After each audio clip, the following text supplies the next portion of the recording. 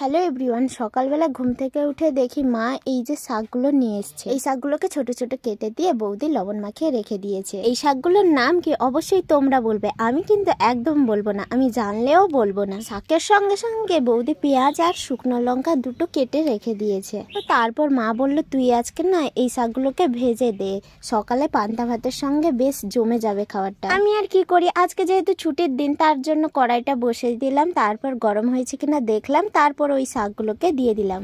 তো এটা না আরেকটা জিনিস দিয়ে রান্না করা হয়, বেশিরভাগ ঘরেই হয়, কিন্তু আমি ওটা দিচ্ছি না যেহেতু আমার ওটাও পছন্দ না। ওটাও তোমরা বলবে কি দিলাম না।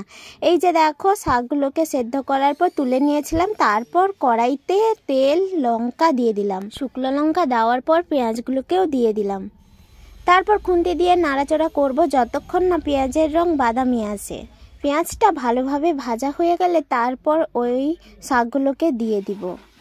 আর হ্যাঁ, সেদ্ধ শাকগুলোকে এমন একটা পাত্র বা এমন একটা জিনিসের মধ্যে রাখবে যাতে সেদ্ধ শাকের মধ্যে থাকা জলটা ঝরে যায়। তারপর দেখো, বাদামি রং আসা মাত্রই পেঁয়াজটা আমি ওর মধ্যে শাকগুলোকে দিয়ে দিলাম, আর এইভাবে ভালোভাবে একটু নাড়াচাড়া করে মাখিয়ে নিলাম। তারপর তৈরি হয়ে গেল আমাদের গরম গরম শাক ভাজি। তো চলো এখন শেয়ার করি পান্তার সঙ্গে কিভাবে খাচ্ছি। এই যে দেখো, পান্তা ভাত নিয়েছি, পেঁয়াজ নিয়েছি, আর দুটো বেগুন ফুলি লঙ্কা নিয়েছি, তার সঙ্গে শাক। আমরা হয়তো অনেকেই হাসবে এই কথাটা শুনে যে আমি এই লঙ্কাগুলোকে এর আগে কোনোদিনও দেখিনি, মানে আমার ছোটবেলা থেকে এত দিন পর্যন্ত কোনোদিনও এইরকম লঙ্কা দেখিনি। আমার বৌদি ওর দিদি বাড়ি থেকে নিয়ে এসেছিল। যাই হোক, আজকের মিলি ব্লগটা এই পর্যন্ত। আশা করি তোমাদের সবার খুব ভালো লেগেছে।